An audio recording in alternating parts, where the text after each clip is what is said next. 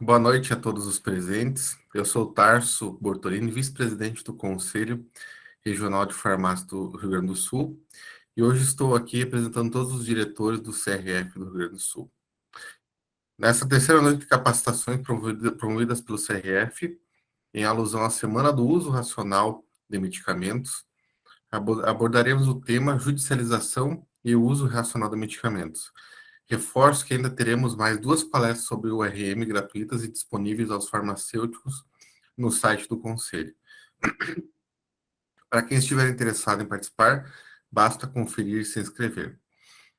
O Brasil reconhece o acesso a medicamentos como parte de direito à saúde e adota políticas públicas para propiciar sua garantia à população. O país, no entanto, não tem conseguido atender à demanda. Com isso, cresce a busca por um recurso no Poder Judiciário para a obtenção de medicamentos. Considerando esse cenário, a atividade de hoje busca apresentar as diferenças entre o direito à saúde, o uso racional e a judicialização medicamentosa, além de repassar a experiência do projeto da inserção da assistência farmacêutica na judicialização de medicamentos no município de Pelotas, aqui no Rio Grande do Sul. Para falar sobre o assunto, convidamos o farmacêutico Paulo Maximiliano Correia. Paulo possui mestrado em Ciências Médicas, doutorado em Ciências Farmacêuticas e pós-doutorado em Assistência Farmacêutica pela URGS. Agradeço a todos pela presença nesta noite, em especial ao Paulo por aceitar o nosso convite e compartilhar os seus conhecimentos conosco. Antes de darmos início ao evento, gostaria de comunicar alguns recados importantes. Solicito aos participantes que coloquem seus nomes completos no chat, que aparece ao lado, para que possamos fazer a conferência dos participantes e gerar seus certificados via acesso restrito após o evento. Pedimos também que todos fiquem com seus microfones desligados para evitar ruídos durante a apresentação. Informamos que a palestra será gravada e disponibilizada em nosso acesso restrito posteriormente. Vocês poderão anotar todas as suas dúvidas durante a apresentação. Ao final, abriremos espaços para questionamentos para organizar as falas após o pedido do palestrante. Quem tiver dúvidas pode se inscrever no chat para falar. Seguiremos a ordem do chat. Desejo a todos um excelente evento. A palavra está com você, Dr. Paulo. Boa noite a todos. Muito obrigado pelo convite. Então, é uma satisfação poder conversar um pouquinho sobre uma das atividades que a gente desenvolve aqui no curso de farmácia da UFPEL, né, em parceria com o CRF, que é a inserção da assistência farmacêutica, então, na judicialização de medicamentos que são solicitados aqui na Defensoria Pública do Estado, na cidade de Pelotas. Tá? Eu vou compartilhar, então, a minha apresentação.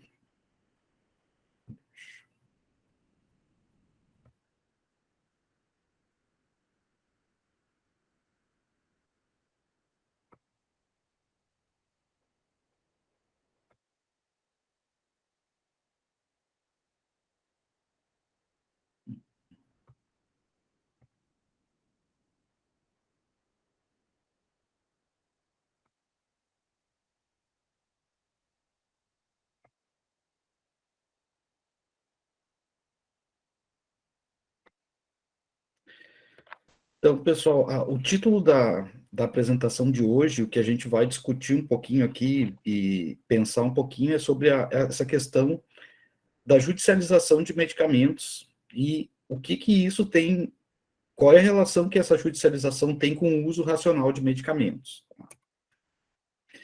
Então, como já foi apresentado aqui um resumo da minha formação, só gostaria de destacar aqui o grupo de estudos que eu faço parte, que é o GEUAN, né, que é o grupo de estudos sobre o uso e acesso de medicamentos aqui da UFPEL, junto com o professor Clayton, Leonete Lencina.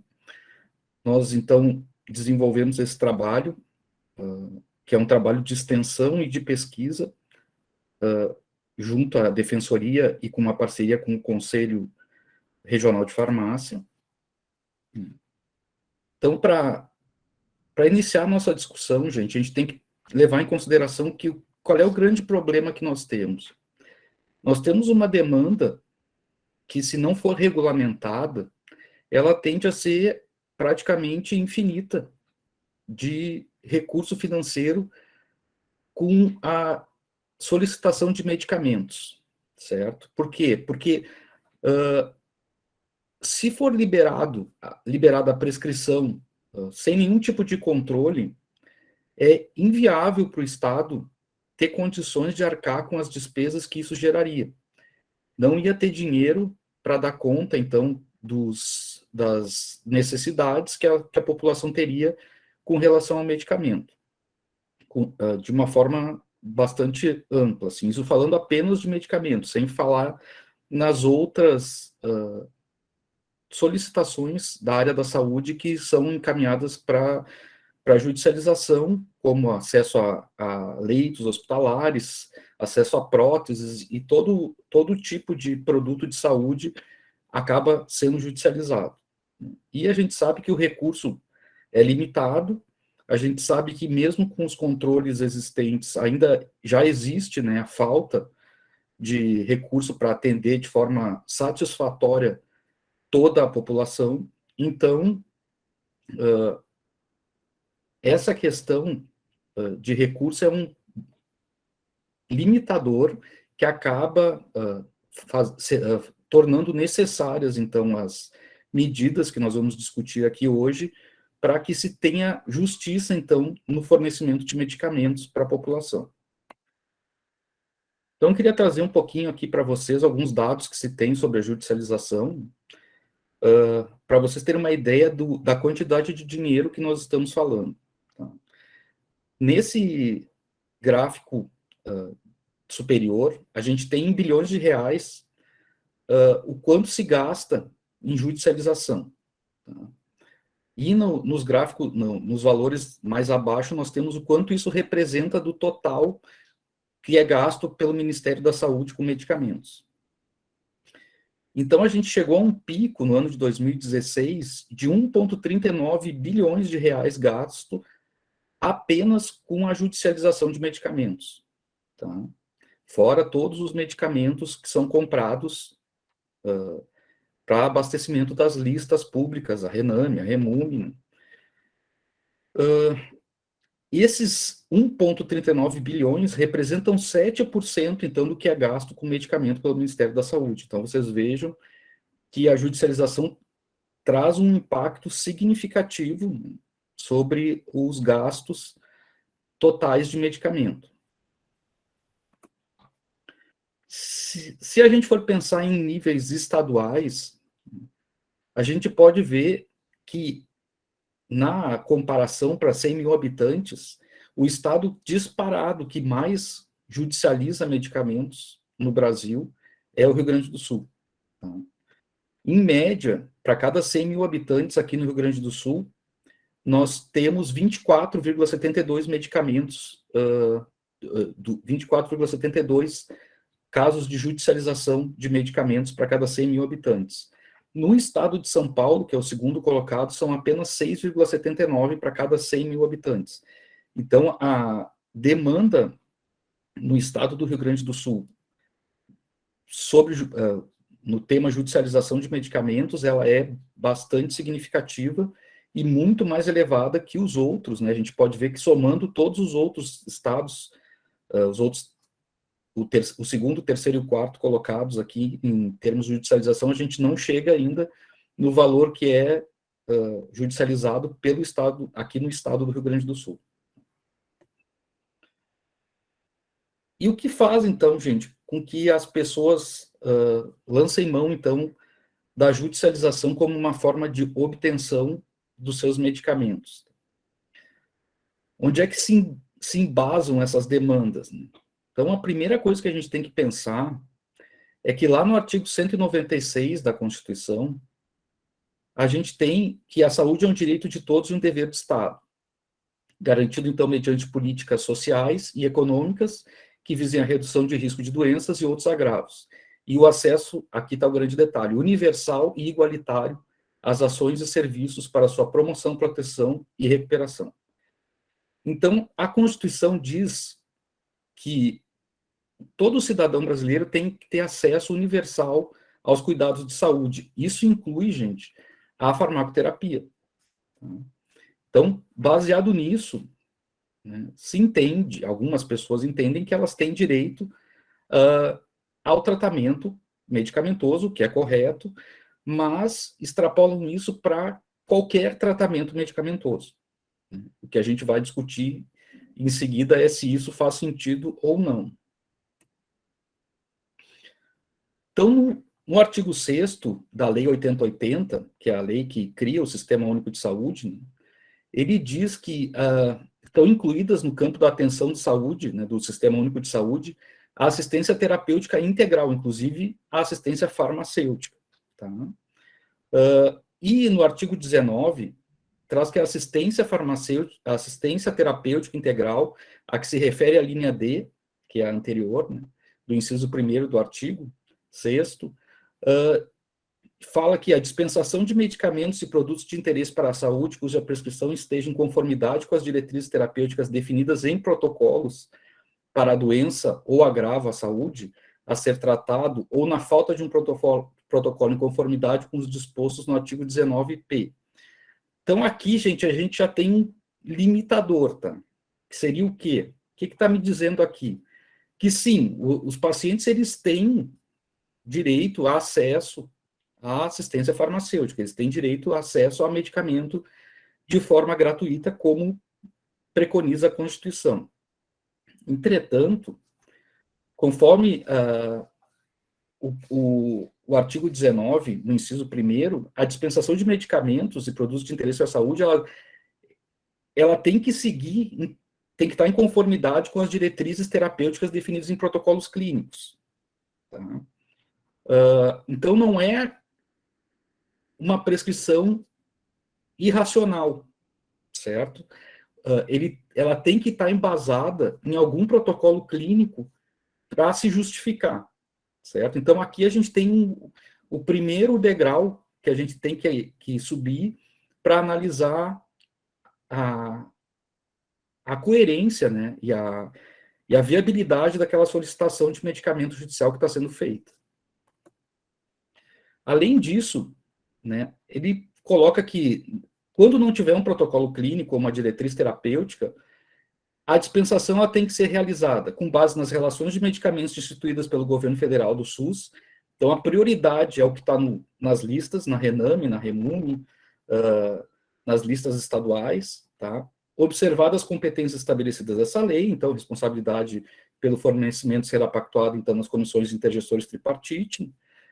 No âmbito de cada estado e Distrito Federal, de forma suplementar, com base nas relações de medicamentos instituídas pelos gestores estaduais do SUS, e a responsabilidade pelo fornecimento será pactuada na comissão bipartite.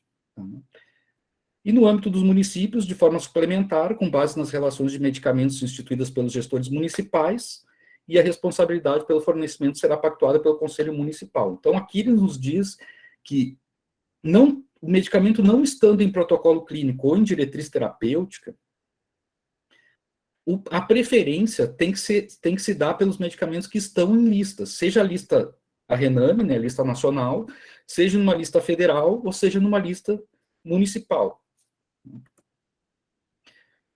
Bom, antes de entrar nessa questão aqui da judicialização e do direito à saúde, eu gostaria de dar um panorama para vocês de como é que a coisa era logo no início. Então, a judicialização ela se intensificou no início dos anos 90, principalmente com aquela questão dos medicamentos antirretrovirais para HIV, foi o que deu o grande boom da judicialização de medicamentos, tá? Enquanto não existia ainda o fornecimento integral do tratamento para HIV.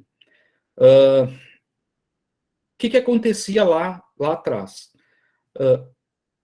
O médico fazia um documento dizendo que o paciente precisava daquela medicação e o paciente entrava com uma ação judicial e o médico colocava lá que aquele medicamento, se o paciente não tivesse acesso àquele medicamento, ele estaria colocando sua vida em risco. O juiz, quando lia aquilo, o juiz não é formado na área da saúde, acreditava na palavra do médico e via risco de vida, fornecia o medicamento, sem pensar muito. Então, no início, o fornecimento de medicamento por via judicial, gente, era quase automático. O paciente entrava com uma ação, tinha um médico lá dizendo que se o paciente não tomasse aquele medicamento, ele colocava a vida dele em risco, e o judiciário fornecia o medicamento. O que aconteceu? O volume de dinheiro que isso acabou gerando foi assustador, né? E se viu que não teria condições de continuar daquela forma, porque vocês podem imaginar, quem é gestor aqui da assistência farmacêutica sabe muito bem que isso esculhamba de uma forma muito, praticamente inviabiliza o gerenciamento da assistência farmacêutica, porque a quantidade de dinheiro que tu acaba tendo que empenhar por via judicial, que tu não está preparado num primeiro momento para fazer, praticamente inviabiliza o fornecimento adequado dos outros medicamentos que estão em lista. Chega uma hora que acaba o dinheiro e tu não tem mais como fazer o fornecimento desses medicamentos que são da lista, porque tu dá preferência, não, tu é obrigado, né, a fazer uma compra de medicamento que o juiz foi lá e disse que tem que ser comprado aquele medicamento independente do valor que o medicamento custa. E a gente sabe que o dinheiro é curto e quando ele vai embora pela via judicial não sobra para as vias normais de compra de medicamento. Com o passar do tempo, então, todos esses problemas eles foram vindo à tona, né, e se viu que alguma coisa tinha que ser feita, porque senão ia parar a assistência farmacêutica pela demanda judicial, pelo volume de dinheiro que está sendo gasto com demandas judiciais. Aí que entra o uso racional de medicamentos. Por quê? Porque se tenta mostrar, então, o judiciário começou a ficar mais atento para essa questão de que nem todo medicamento é uma questão assim de vida ou morte. Que existem alternativas para aquele tratamento que estão nas listas, muitas vezes, né? Que nem sempre aquele medicamento como o médico colocou ali, uma questão de que vai botar em risco a saúde do paciente se ele não tomar aquele medicamento específico, que pode ser que ele tenha outras formas de tratamento. Então, começou a se discutir isso cada vez mais. Tá?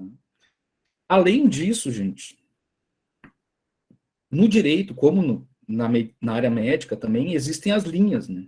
As linhas de entendimento de questões. Como a gente tem diferentes linhas de tratamento, no judiciário também existem as linhas, juízes que pensam com determinado grupo e juízes que pensam como outro determinado grupo.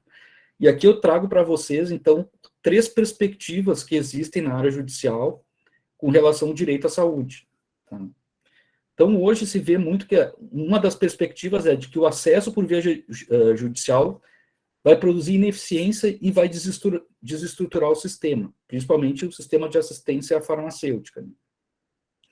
Então, quem pensa dessa forma entende muito que a compra de medicamento, então, que atende a essas demandas judiciais, ela é muito ineficiente. E, normalmente, se a gente parar para pensar, ela tende a ser ineficiente. Por quê? Porque a compra ela tem que ser feita na hora, né?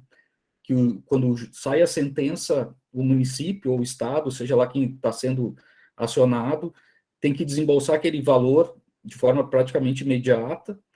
Então, compra pelo preço mais caro, porque não se faz licitação nesses casos, né? Então, realmente é ineficiente. Tá? Por outro lado, se argumenta nessa mesma linha que a ineficiência, por si só, ela não é um argumento para impedir o processo judicial. Né? Se o processo torna a aquisição de medicamentos ineficiente, alguma coisa tem que ser feita para deixá-la mais eficiente, não simplesmente impedir as pessoas de acessarem a via judicial por causa da ineficiência que ela pode causar. E eles argumentam, então, que a busca na melhoria da logística de compras de medicamentos judicializados seria o caminho, então, e não barrar o fornecimento judicial. A outra linha diz que o acesso por via judicial viola o princípio da equidade. Por quê, gente? Então, vocês devem se lembrar lá que um dos grandes princípios do SUS é a questão da equidade. Né? E quem defende essa linha fala muito que quem tem mais condições de fazer o acesso por via judicial justamente é quem tem mais condições financeiras. Tá? E isso seria contrário, então, à equidade, né, que é quem mais precisa, teria mais condições.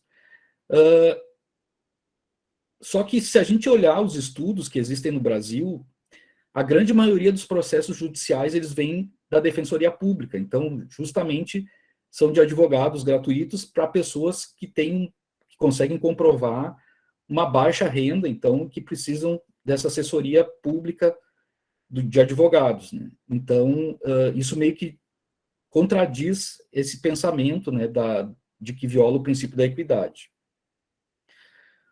Entretanto, a gente vê que em diferentes estados a gente tem bastante heterogeneidade, então, da judicialização, né? Em alguns, realmente, a grande maioria das demandas é por via de defensoria pública, em outros é por advogados particulares. É uma questão bastante controversa ainda. Uma das alternativas para melhorar esse caminho, então, quem defende essa linha argumenta, é o fortalecimento das defensorias públicas, embasando melhor, então, os processos, já que tem muito processo via defensoria pública, se a gente embasar melhor os processos na defensoria pública, a gente consegue melhorar essa questão da equidade. É isso que quem defende essa linha de raciocínio argumenta. Depois a gente tem aqueles que pensam que o acesso por via judicial beneficia a indústria farmacêutica. Então, existe uma linha do judiciário que pensa isso. Tá? Realmente, a indústria farmacêutica é um dos grandes beneficiados da judicialização de medicamentos. Né? Por quê? Porque os medicamentos mais novos demoram muito tempo para entrar em lista, então a única forma deles serem acessados pela via pública é através da judicialização. Então, a indústria farmacêutica tem muito interesse na judicialização de medicamentos. Então, eles dizem que a via judicial, como caminho de venda ao estado de medicamentos não incorporados no SUS, ou até mesmo não registrados ainda na Anvisa, é de bastante interesse da indústria farmacêutica, de fato isso faz muito sentido. Além disso, quando se compra por via judicial, como não tem a questão da licitação, a compra tem que ser feita imediatamente, ela acaba sendo feita com valores elevados, né, para atendimento dessa demanda judicial, o que é bom para a indústria.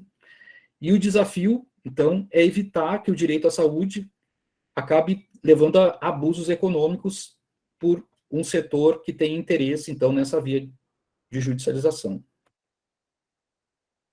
Então, em contraponto a isso tudo, gente, que a gente está discutindo agora, a gente tem que relembrar o que diz, então, o uso racional de medicamentos.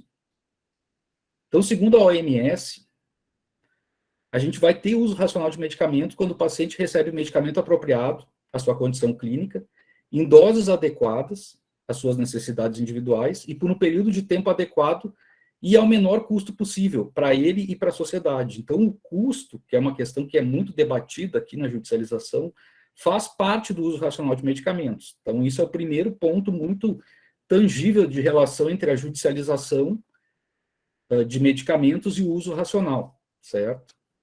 Mas se a gente parar para pensar de uma forma ampla sobre o uso racional de medicamentos, todos os aspectos que eu levantei aqui, que a OMS diz que configuram o uso racional de medicamentos, estão intimamente ligados com esse processo de judicialização de medicamentos. Tá? Por quê?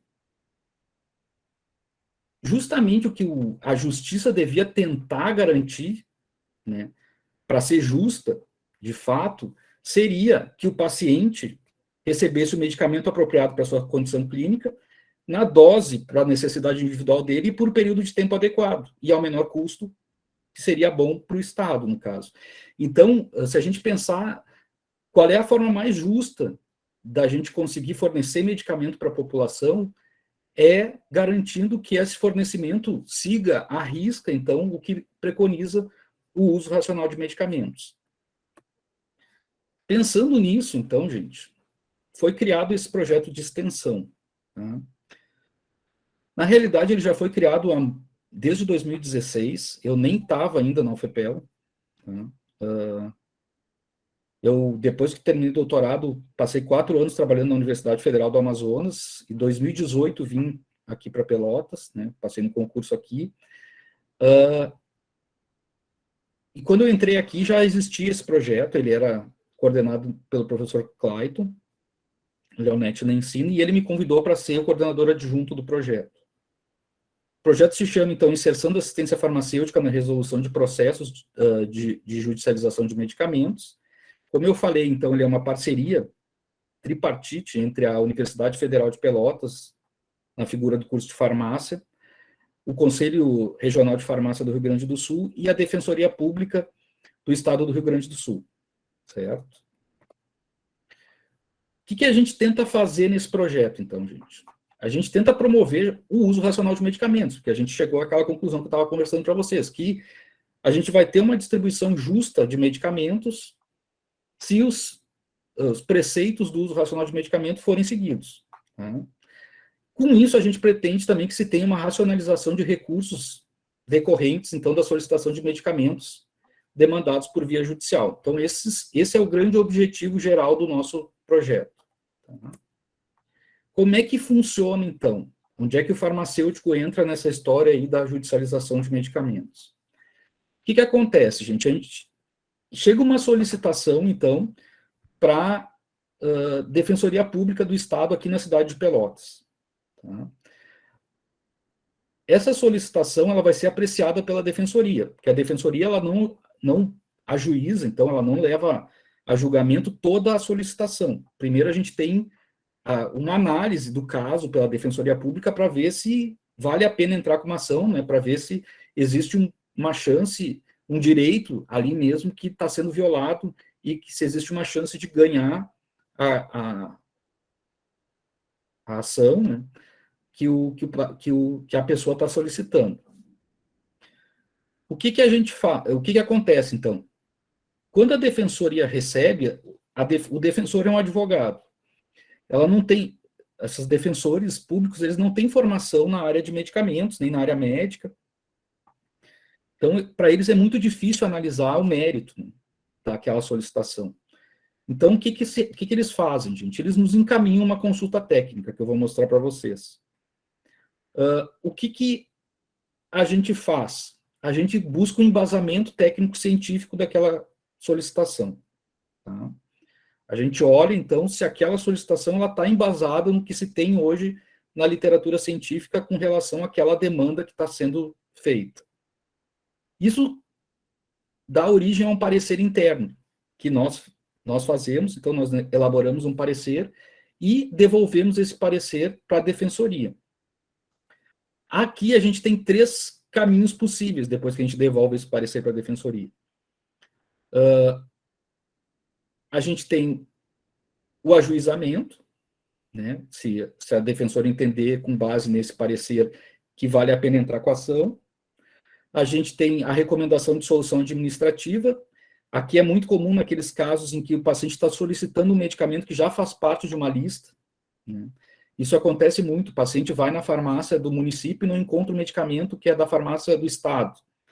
E aí ele vai na defensoria e diz que não tem o medicamento na farmácia do município e que ele quer aquele medicamento. Aí a gente analisa e vê que esse medicamento ele faz parte da lista estadual, então a gente pode ser uma alternativa que a gente diz, não, olha, esse medicamento ele faz parte da lista estadual, o paciente realmente preenche os critérios para o fornecimento desse medicamento. A defensora, lendo isso, ela deduz que o melhor a se fazer é tentar uma solução via administrativa para esse paciente conseguir a medicação, que é muito mais rápido e muito menos nocivo, então, em termos econômicos para o Estado, né, do que o ajuizamento. Ainda existe um terceiro caminho, que é a defensora resolver que vai encaminhar o processo, tanto para a solução administrativa ou ajuizamento, sem nos consultar, certo? Se ela acha que já conhece o suficiente o tema, ela pode encaminhar direto, sem passar, então, pelo nosso serviço de assessoramento. Então, gente, aqui eu trago para vocês uma demanda, tá? Para vocês terem uma ideia do que chega para a gente. Tá? Aqui eu tenho uma demanda que foi recebida pelo nosso grupo, então eles encaminham uma demanda via e-mail. Então, os farmacêuticos convênio de cooperação técnica entre a Defensoria Pública e a Universidade Federal de Pelotas. Ao cumprimentar Vossa Senhoria, solicito parecer técnico referente ao medicamento Rivaroxabana, Xarelto, 20 mg, indicando o porquê de seu uso combinado, indicado a assistida, daí tem o nome do paciente, que está borrado, né, por motivos óbvios, com base no laudo médico apresentado, então chega junto um laudo, que eu vou mostrar para vocês, com base na análise da justificativa apresentada pelo médico, e possível indicação de substituição por medicamento disponível na rede pública. Então, aqui ela está nos dizendo que quer que a gente analise esse medicamento que foi solicitado, para a gente ver o laudo esse que o médico encaminhou junto. Na realidade, existe um modelo de laudo que é fornecido e o médico tem que preencher, daí a gente vai discutir isso um pouquinho adiante, e ela quer saber se tem que dar esse medicamento ou se tem uma alternativa disponível na rede pública. Tá? Aí a defensora assina e nos encaminha. Junto vem esse laudo, gente. O que tem que trazer nesse laudo? O nome do paciente, né? Daí vem os dados dele, do SUS, então, do cartão SUS. Qual é o problema de saúde, segundo o CID, que o médico identificou. Qual é a solicitação. Quanto tempo, né? Que é a questão do uso racional de medicamentos, por tempo determinado. Quanto tempo esse medicamento vai ser utilizado. A posologia, que o médico recomenda. O que vai acontecer, então, com o paciente se ele não tomar esse medicamento? Então, a gente deixou um espaço aqui para o médico dizer qual é a justificativa dele precisar tanto desse medicamento. Então, no caso do Xarelto, ele coloca aqui, ó, se não tomar o medicamento, como corre o risco de eventos trombóticos. Daí ele põe AVC, isquemia, papapá. Em caso de urgência do pedido do medicamento ou insumo prescrito, devem constar expressamente os motivos de que ele está precisando daquela urgência. E aqui a gente deixa um espaço, gente, que assim, ó, muito, muito raramente é preenchido, tá? Que é a justificativa. Por que ele acha que essa paciente precisa de Xarelto ou de rivaroxabana? Por que esse paciente precisa? Por que a gente deixa esse espaço, gente? Porque esse é um caso bem emblemático, assim, a gente recebe muito essa solicitação para analisar. O paciente está solicitando a prescrição médica, né, na realidade o médico está solicitando que se forneça a rivaroxabana para o paciente, sendo que o SUS tem uma alternativa terapêutica que consta em lista. Então, o que a gente espera aqui, gente? Por que a gente deixou esse espaço aqui que eles quase nunca preenchem? Porque, para facilitar o fornecimento desse medicamento para esse paciente, o médico tem que me dizer por que ele não quer dar aquele medicamento que está na lista já. Porque, senão, a chance dele conseguir essa demanda é nenhuma. Tá? Hoje em dia. Porque hoje o juiz vai dizer, já tem na lista um outro que substitui a rivaroxabana, que é mais barato, inclusive, por que vou fornecer esse? O que acontece? O que a gente esperava que aparecesse aqui? Assim, o médico dizendo que o paciente já usou o medicamento da lista, por exemplo, e não funcionou, ou já usou o medicamento da lista, mas é alérgico ao medicamento da lista, alguma justificativa que nos diga por que ele quer a rivaroxabana e não o medicamento da lista. Mas não serve a justificativa assim, porque eu não gosto da varfarina. Tem que ter uma justificativa científica, né, embasada em algum dado científico. Então, ele tem que assinar, carimbar, né? E isso vem junto. E, além disso, vem a receita. Tá? E aqui tem um dado interessante para vocês verem. Tá? Tá nome comercial, né? E é pelo serviço público. Né? Então, na realidade, já começou errado. Né? Que, por lei, toda a demanda pública ela tem que ser pelo nome genérico. Né? Então, isso é um dado que a gente costuma analisar sempre também. Como é que a gente faz, então, a análise, gente, dessas demandas judiciais? A gente busca na literatura, né? A gente segue aquilo que eu mostrei para vocês, que a legislação preconiza, né? Protocolos clínicos para as doenças, quais são os medicamentos recomendados nesses protocolos. A gente analisa as listas públicas para ver se o medicamento que está sendo solicitado consta em alguma lista, que facilita bastante, daí no caso. A gente vê a bula do medicamento, né? Eu, como professor de atenção farmacêutica, eu sempre digo, não leva muita fé na bula e tal, vai atrás. Mas aqui, nesse caso, a bula ela tem uma utilidade muito importante, gente, que é o uso registrado no Brasil. Então, a bula tem que trazer esse dado, né? Então, para que o medicamento foi registrado? Que é aqueles usos indicados. Tem uma normativa do Supremo, do STF, do Supremo Tribunal Federal, que se não tem uso registrado no Brasil, o medicamento não pode ser dado mais. Então, é muito importante para nós agora a gente ter esse dado.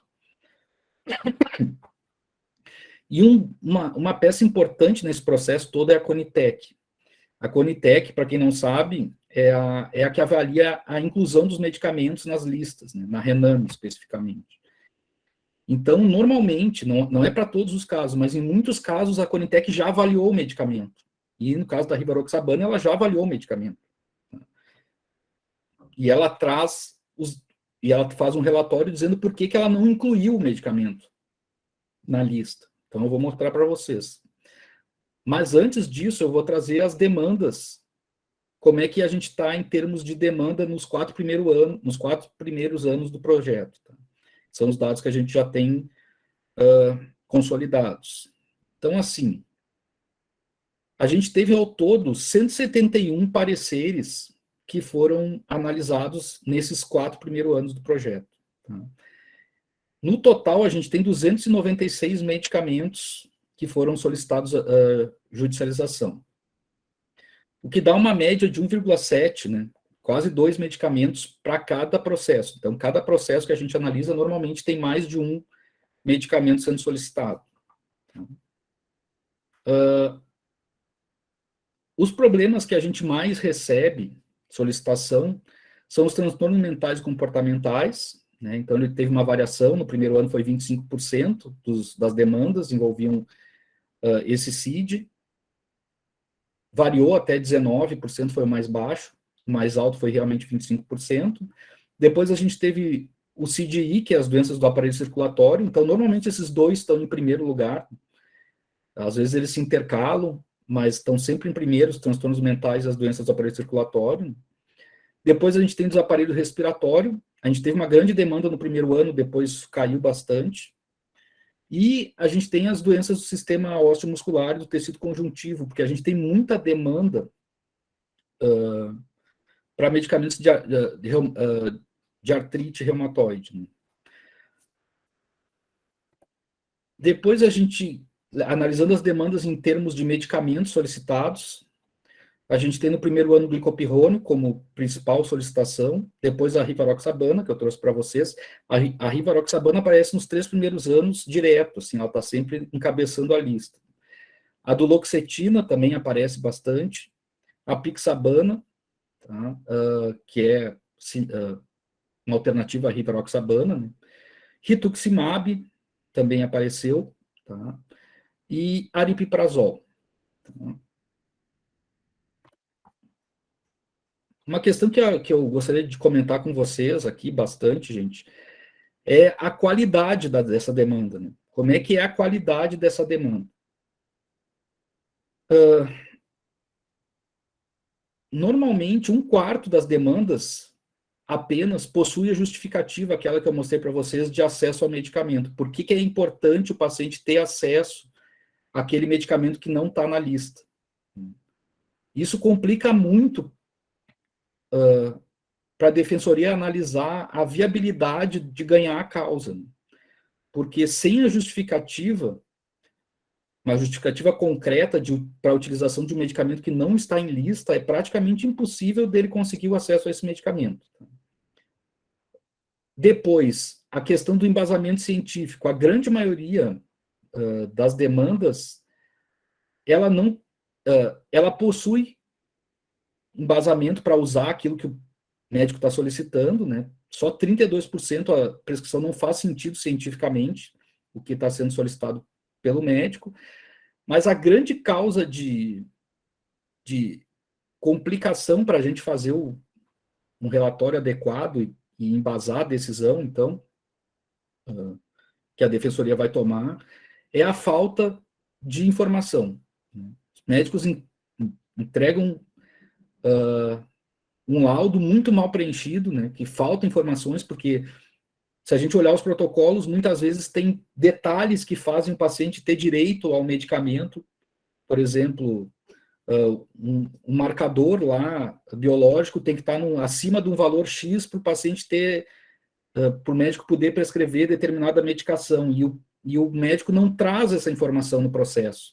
Então, eu não tenho como dizer se ele tem razão ou não em pedir aquele medicamento, porque o protocolo pede essa informação e essa informação vai faltar no processo. O que a gente faz nesses casos, gente? Em todos esses casos que falta algum dado ou que a coisa não evolui porque não tem uma justificativa científica, a gente retorna, em vez da defensoria dar o encaminhamento final, a gente recomenda que ela retorne para o médico, pedindo mais embasamento, né, pedindo aquelas informações que faltam para dar andamento no processo. Pelos dados que a gente andou olhando, gente, mais de 80% desses casos não voltam, né? Tipo, o médico não informa aquilo que está faltando para dar o andamento no processo. Um outro problema que a gente enfrentava mais no início, hoje está menor, mas em média, nesses 4 anos analisados, 16% das demandas envolviam medicamentos que já faziam parte de alguma lista. E a gente via que muito era porque o médico não sabia realmente que o medicamento já fazia parte da lista, então mandava o paciente judicializar, porque eram listas municipais e medicamentos de fácil acesso, assim. Então a gente encaminhava recomendava o encaminhamento via administrativo, né, que era resolvido rapidamente daí. Apenas 62% das prescrições que a gente analisou, elas estavam prescritas pelo nome genérico, né, apesar de existir uma lei que diz que para ter acesso a um serviço público tem que ser prescrito pelo nome genérico. E 67% dos medicamentos prescritos não pertenciam à lista pública, possuíam alternativa terapêutica em lista, ou seja, a grande maioria dos medicamentos que são solicitados, apesar de não pertencer a uma lista, seja a Rename, seja uma lista estadual, seja uma lista municipal, ele estava solicitando um medicamento que não estava nessas listas, mas que tinha um substituto que poderia ser utilizado, que estava presente nessa lista. Tá? E desses, só 4% justificavam o porquê da utilização desse medicamento que não está em lista, em detrimento daquele que já fazia parte da lista. Então, vocês veem aqui, 96% dessas demandas por medicamentos que não estão em lista não diz o porquê da necessidade daquele medicamento. Então, assim, gente, voltando lá, para não deixar vocês, que eu falei que ia falar para vocês aqui, da análise da Conitec, da rivaroxabana, se vocês procurarem, é bem fácil de achar na internet, tem um relatório final da análise da Conitec, são várias páginas, mas eles chegam à conclusão de que não existe nenhum estudo científico que demonstre superioridade da rivaroxabana em relação à varfarina, no resultado final, né, que é o que o médico colocou naquela solicitação, que é incidente cardiovascular. Tá? Então, na realidade, não existe uma justificativa com o que o médico colocou ali. Reduzir incidente cardiovascular, ele reduz também utilizando a varfarina, né, tanto quanto utilizando a rivaroxabana. Aí vamos dizer, mas a rivaroxabana tem menos reação adversa, ela é mais fácil de ajustar. Ok, isso é um trabalho, então, da equipe, né, de saúde que está atendendo o paciente, resolver o problema com o que tem disponível. Vai ser isso que o juiz vai dizer. Não é uma justificativa para o Estado gastar muito mais com o medicamento, que é bem mais caro do que é fornecido, pelos problemas que esse medicamento pode causar, que são preveníveis. Né? Se fossem problemas que não tinham como dar a volta, por exemplo, o paciente não pode tomar varfarina porque ele é alérgico à varfarina. Então, tá, ok, não pode tomar varfarina, a alternativa seria, então, a rivaroxabana. Aí sim é uma justificativa. Tá? Só lembrando, assim, gente, a gente não participa do processo, num primeiro momento, tá? A gente auxilia a defensoria a tomar a decisão em relação a ajuizamento e a forma de entrar com a ação, né? O que ela vai alegar ali, no caso. O que tem aparecido agora, gente? Nos casos em que a defensoria resolveu ajuizar o processo e teve ganho de causa, principalmente medicamentos mais caros, o Estado contrata especialistas ad hoc, médicos, farmacêuticos, para contra-argumentar a liberação do medicamento. Então, agora a gente já está recebendo demandas da defensoria para analisar a argumentação do Estado de suspender o fornecimento do medicamento. Então, daí fica aquela coisa de embates de evidência científica. para ver quem tem razão nas evidências científicas, se fornece ou não fornece o medicamento. É um pouco mais complexo daí, mas isso é o que está acontecendo faz pouco tempo. E quais são os próximos passos, então? O que a gente está visualizando e já está trabalhando para concretizar isso é esse novo processo, esse novo projeto. Que a gente visualizou assim, ó, os pacientes recebem o medicamento, mas e daí? O que acontece com esse paciente que recebeu esse medicamento? Será que ele faz o uso adequado dessa medicação? Será que essa medicação não traz problemas relacionados com o medicamento para esse paciente? Será que o paciente suspende o uso e não avisa lá e o Estado continua comprando o medicamento? Então, a ideia é fazer um outro projeto de extensão, que já está aprovado na universidade, então agora a gente está tentando fechar com a prefeitura, né? Na realidade, foi uma demanda da prefeitura até esse projeto, que é um projeto de orientação de pacientes quanto ao uso de medicamentos fornecidos pela Prefeitura Municipal de Pelotas, por via judicial. Então, a ideia é acompanhar agora esses pacientes que receberam os medicamentos para ver como é que está sendo esse uso desses medicamentos, certo? Então, o principal objetivo é promover o uso racional, né, de medicamentos obtidos por essa via judicial, junto à prefeitura, e os objetivos secundários seriam avaliar a utilização do medicamento pelo paciente, ver como é que está indo essa utilização, se está tendo algum problema relacionado com medicamentos, se sim, minimizar esses problemas, né? Identificar os casos de descontinuidade, porque a gente sabe, por contato, então, com a assistência farmacêutica do município, que muitos medicamentos judicializados estão vencendo, e são medicamentos caríssimos. E depois determinar a evolução do tratamento, né? Quantos desses medicamentos que foram fornecidos por via judicial estão resolvendo os problemas de saúde dos pacientes que estão recebendo. E, por fim, queria deixar aqui os membros do nosso grupo de estudo, então, os professores sou eu e o professor Clayton, e a gente tem a ajuda, então, de 3 alunos do curso, que é o Maurício, a Jennifer e a Tássia, que nos ajudam. Na realidade, hoje a gente já chegou no nível que eles fazem os pareceres, a gente só confere e dá os retoques finais, assim. O projeto tem evoluído bastante, né? E acho que tem sido bastante importante para esses alunos também.